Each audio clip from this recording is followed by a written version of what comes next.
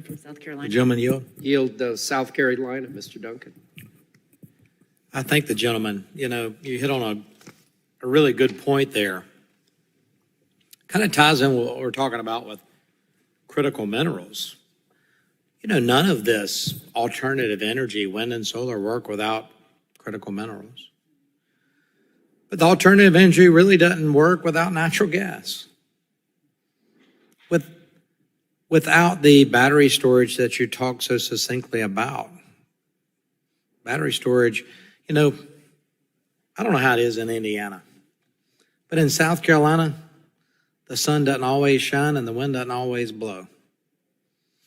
And so for those times when the sun isn't shining, it's actually on the other side of the earth, or the wind isn't blowing, there's still a tremendous demand for electrical power.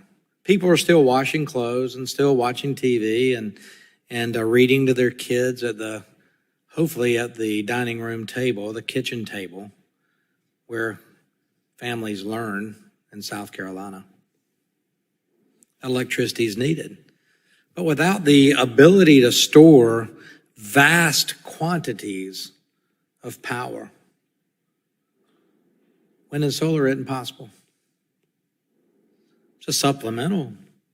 Add it to the grid. That nuclear power plant's running, that gas-fired power plant's running, that hydro is running, coal-fired power plants in a lot of places still. Supplemental.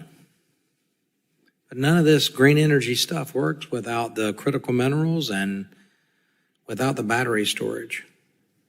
And I mentioned earlier, there's a tremendous battery storage possibility idea through storing hydro. Using wind and solar and electricity to generate the turbines to pump water uphill to some reservoir, for that water to be released in peak demand time to produce energy. We have one called the Bad Creek Project in South Carolina.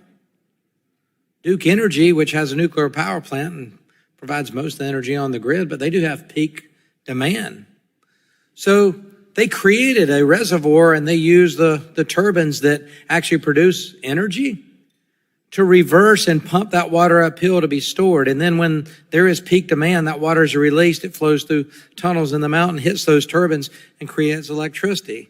But as I said earlier, good luck getting a hydro storage facility permitted in this radical environmentalist environment that we have now. I mean, that's the thing that hampers hydrogen projects in this country is the environmental regulations.